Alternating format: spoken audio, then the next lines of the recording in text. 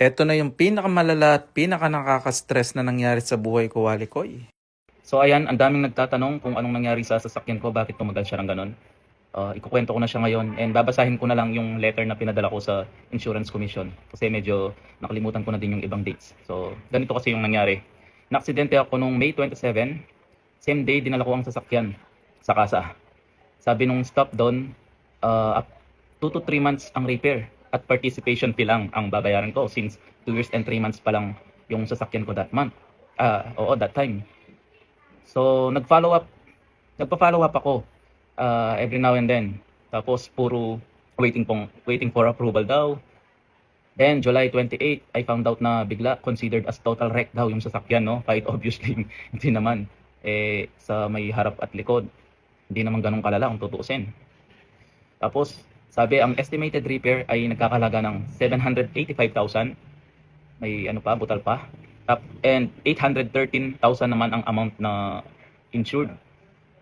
Pero di pa daw sure yun, magdadagdagan pa daw, depende sa makikita kong kapag ginawa na nila kung ano yung mga sira-sira. May nabanggit yung adjuster, di ko na lang babanggitin yung name, nakakainis. Adjuster ng insurance. Tapos na hindi na daw gagawin kasi total wreck na. Magbabayad na lang si insurance sa kasa, kukunin yung sasakyan ko. Sabi ko, hala, sino ba naman pabayad? Kukunin yung sasakyan mo, may 2 years na akong nagbabayad. Nasa 700 plus na yung binayad ko nung as of May, ha. Tapos, may nabanggit pa na siya, yung adjuster na ililest daw ng kasay, yun sa balance ko since naka-finance. Kung may sobra yun, mapupunta sa akin. Yun ang sabi niya over the phone. Diba? So, hindi ako pumayag. Sabi ko, gusto kong i-repair na lang yung sasakyan ko. Habang kausap ko naman yung adjuster, sabi, pwede naman ipagawa sa labas. Since tinanong ko nga, at babayaran nga daw nila. So ayun naman pala, sabi ko, sige, ganun na lang. Tapos humihingi ako ng agreement o kasulatan. Katunayan nga na sinabi nila yon na pwede siyang ilabas. Hindi na daw kailangan.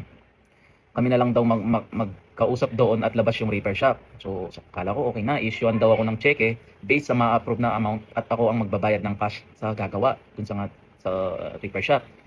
So yun ang usapan nung July 27 over the phone. Tapos nagpunta ko sa kasa para personal sila makausap at marinig mismo sa harap nila. Yung staff ng kasa at saka yung adjuster. Same lang yung sinabi nila pagdating doon sa may kasa. So hiningaan ako ng estimate ng repair from the shop outside. Nakakausap ko. Same day, pinulaut ko yung sasakyan ko. Sabi nila kailangan pang ibalik yung ibang parts kasi na-dismantle na. Sabi ko, babalik na naman ako kinabukasan. So bumalik nga ako at pinulaut ko yung sasakyan sa kasa. Alam ng adjuster nun, yun, alam niya. Kaso nung July 29, wala na siya. Kasi 28 kami nag-usap. Pinato ko yung sasakyan ko sa magre-repair. Tapos fast forward, August 4, pinasa ko yung estimate na nagkakahalaga ng 420,000 na galing sa shop. And then antay na naman ako. Lagi akong tumatawag sa claims department insurance. Ang sagot, waiting for assessment. Paulit-ulit. Paulit-ulit yung tanong nila every time na tumatawag ako, parang walang maayos na record. Diba dapat kapag tumawag ka meron na silang record. Ang sabi, hindi daw i-approve ang buong amount na yon at mag-aabono pa ako sa repair. How come? Wala pang 3 years yung sasakyan ko at comprehensive naman. Diba dapat pag ganun, participation fee na lang talagang babayaran. Isa pa, paano hindi i-approve ang 420,000? In-approve nga yung 785,000 na estimate ni Kasa and willing sila ibigay yung 813,000. Kung tutuusin, dapat matuwa pa yung insurance dahil makakatipid sila. Pero bakit ganito ginawa nila sa akin, ganyan ginawa. Lumakad yung mga araw hanggang sa antayin ko daw yung August 19 sa desisyon. At sila ang tatawag pero never silang tumawag. Laging gano'n. That time, August 20, tumawag ako only to find out na denied daw. Denied daw, hindi sila magbabayad. Kasi unauthorized daw yung ginawa ko, nilabas ko yung pinulaut ko yung sasakyan, andun nga yung adjuster, no? Napakasinungaling mo, nanonood ka ngayon. Tapos, paano unauthorized? Ang linaw ng usapin namin ni adjuster. At alam din ng kasa yon ng staff. Tapos, at aware nga sila, may proof pa nga ako ng conversation namin, kung gusto. Nainis ako. Tapos, hindi na siya nagre-reply nung sinabi ko na bakit ganun dinideny. Ayaw sagutin yung mga call ko. Pinagawa pa ako ng statement of appeal na pero denied pa rin. Gumawa ako ng letter. Tapos, doon na yung time na tumawag na ako sa Insurance Commission para isumbong sila sa ginawa nila sa akin. So, yun nga, para nga ma-start na yung repair, naglabas ako ng 50,000 kasi siyempre sino ba namang repair shop nang gagawa ng ano no, kung walang down payment. So naglabas ako kasi alam ko may mababayaran ako eh. Pero during that time, hindi pa nila sinabi na denied nga. So ayun, fast forward nung tumawag na ako sa insurance commission, nag-set sila ng mediation, video call yon, and yung representative ni insurance sinabi niya na tatapatin na kita, kalahati lang ang kayang ibigay ng insurance company. So expected is 210,000. Sabi ko, kahit lugi na, sige na para matapos na lang to. Tapos nag-offer din sila na pwede rin i-repair yon sa kanilang accredited shop. Sabi, hindi ako nagbigay ng desisyon ko. Sabi ko, antayin ko na lang muna kung magkano yung i-approve nilang amount. So, which is, sinabi niya, nasa half nga. Alam niyo yun, 5 months, hindi ko nagagamit yung sasakyan ko. Tapos naguhulog ako ng monthly. Imagine, gamit ko yun sa business ko, yung car transfer price. Ginagamit ko yun kapag namimili ako ng supply sa t-shirt printing at kung ano-anong business. Sa pagbablog, 5 months akong hindi nakatanggap ng mga business promotion dahil nga wala akong sasakyan. Ang napaka-hassle mag-commute. Sobrang hirap. Ang hirap ng walang sasakyan kasi kapag ganun eh. So yun nga, September 15, yata kami nag-mediation yung sa video call. Tapos pinramis na after 1 week na i-release na nga yung kung ano yung na-approve na amount. Tapos lagi akong tumatawag.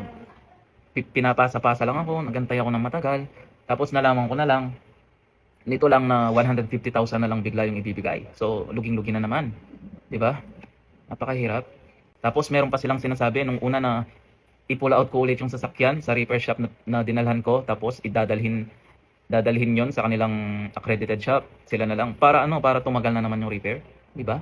Ibang tao na naman yung kausap ko.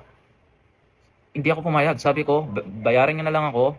Total, nakapag-down na ako, tapos tinatapos na din naman yung sasakyan. Yun na lang. Di bali nang mag-abono ako. Wag lang ako mag-antay na naman ng matagal. Sobrang ang hirap tumawag sa kanila. Sa 10 tawag mo, swerte kapag sinagot yung isang call mo. As in, sobrang hirap. Lahat na yata ng department doon, natawagan ko na. Kasi kapag tumatawag ako, sinesave ko yung number, tapos bigla ita-transfer na naman. Dahil nga hindi ko makontak yung iba-iba, yung numbers na meron na ako sa kanila.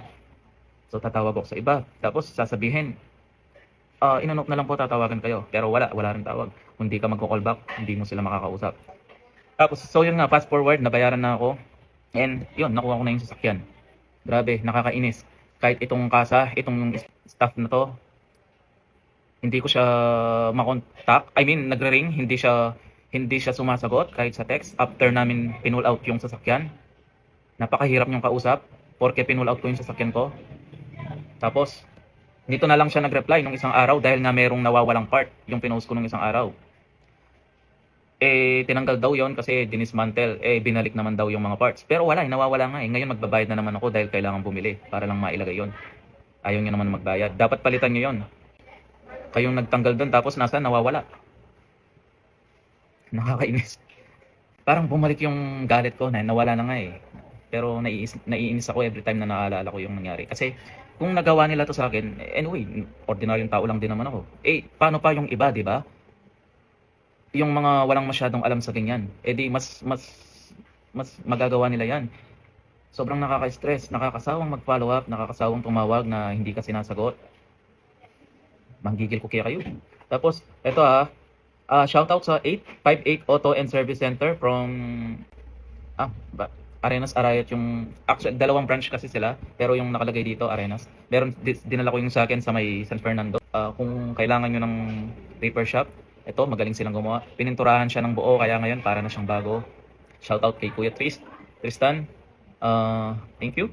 So ayun nga, kapag matagal na yung natenga yung sasakyan nyo, at feel nyo na ayaw kayong bayaran or basta binabarat kayo, magsumbong kayo sa insurance commission. Sila yung mag-aayos niyan. Pero kung ilang months pa naman, 1 or 2, wag muna at kung wala namang problema. Pero kung nahirap kayong kumontak at yun nga, may problema, ayaw kayong bayaran or basta yung binabarat ulit, isumbong nyo. Kasi hindi natin deserve yung ganyan. Kasi nagbabayad tayo ng maayos yearly ng insurance ng buo. Ako cash.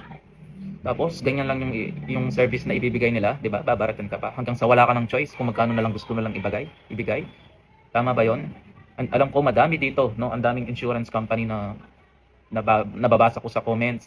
and mga nag-PPM sa akin, itong insurance na to, grabe. Merong mga nag-chat sa akin, yung iba 7 months, yung iba 9 months, merong pang 1 year, pero hindi nila nakukuha yung sasakyan nila. Kaya ngayon, nagpatulong sila sa akin, binigay ko yung contact number ng insurance commission. Hindi ko alam kung anong problema nila, basta ang tagal na lang, hindi nila ma-release yung sasakyan nila, yung iba, hindi pa binabayaran. Makagigil kayo. Siguro naging instrumento na lang ako. Nagkataon lang na vlogger ako, kailangan kong i-share to for awareness lang. Hindi ako naninira, hindi ko kayo sisirain, yung kayong insurance na yon at yung kasa. Hindi ko to ginawa para manira. Ginawa ko to para i-share yung experience ko at ang dami nga nagtatanong eh. Nakakasawa kasing sumagot. Lalo no nung time na hindi ko siya nakukuha kasi hindi ko alam kung ano yung sasagot ko. Sinasabi ko lang, puro waiting for approval hanggang sa nalaman ko ayaw niyo na magbayad. Hindi pa ako nagsumbong nga, hindi niyo pa ako babayaran. Ang gigil po talaga. Share niyo to para malaman ng iba na kung ano yung dapat gawin. Hindi dapat kayo binabarat ng mga insurance company. Dahil sa nangyaring to, hindi na ako magre-renew sa inyo. Ang daming pwedeng insurance companies na mas maganda yung serbisyo. Hindi ko kaya kayo.